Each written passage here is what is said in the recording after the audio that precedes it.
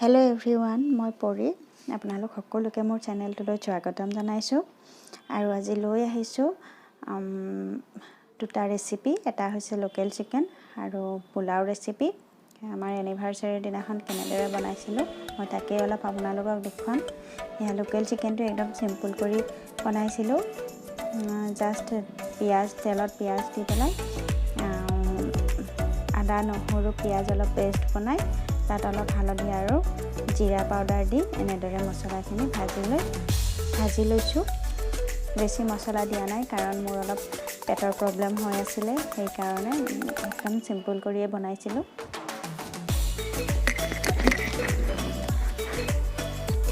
এনেদৰে মছলাখিনি ভালদৰে ভাজি ল'ব লাগিব।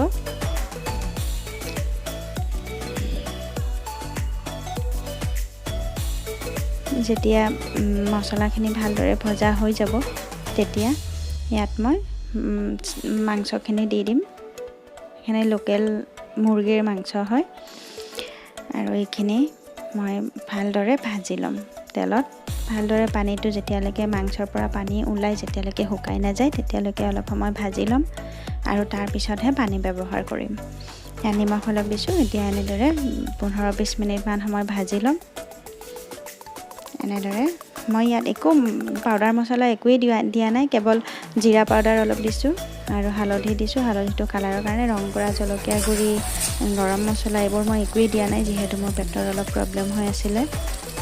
কেৱল আদা নহৰু আৰু পিঁয়াজ অলপ সৰহকৈ দিছিলোঁ, দি এনেদৰে বনাইছিলোঁ।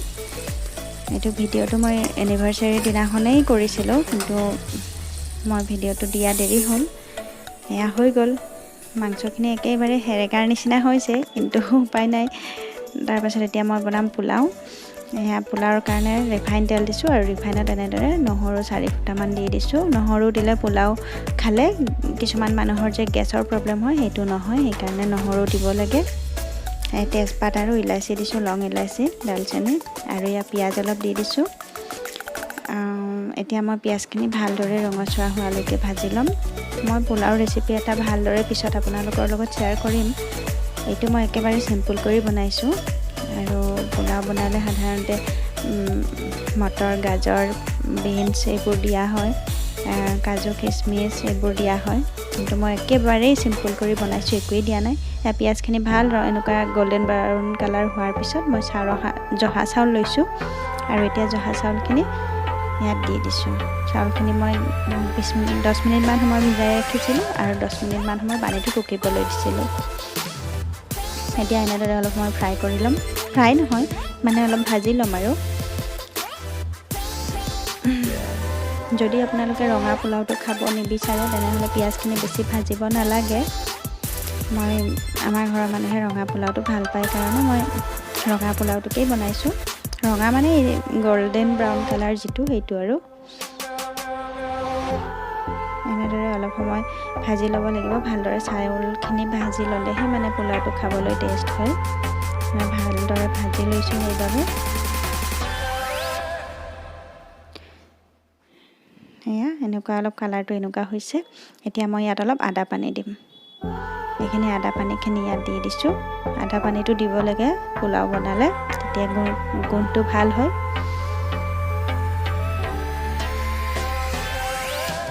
খাবলৈও ভাল হয় আদা পানী দিলে। এতিয়া এনেদৰে অলপ সময় পুনৰ ভাজি ল'ম। এতিয়া মই ইয়াত পানী দিম।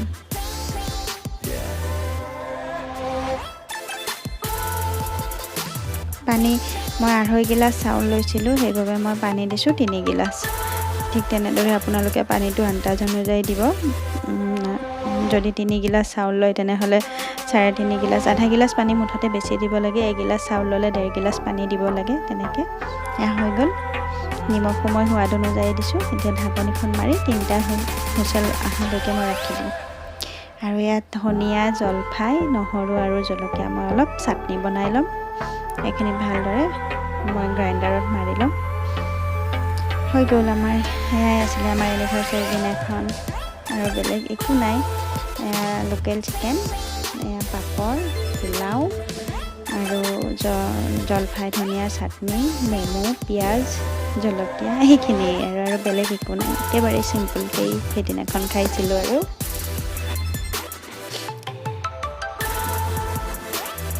এতিয়া মই দেখুৱাম আমাৰ ভণ্টি, এইজনী হৈছে মোৰ ভণ্টি। তাই পূজা চাবলৈ গৈছিলে আৰু তাইৰ ফটো কেইখনমান মই দি দিলোঁ। আপোনালোকে মোৰ ভণ্টিক দেখা নাই, আজি চাই লওক।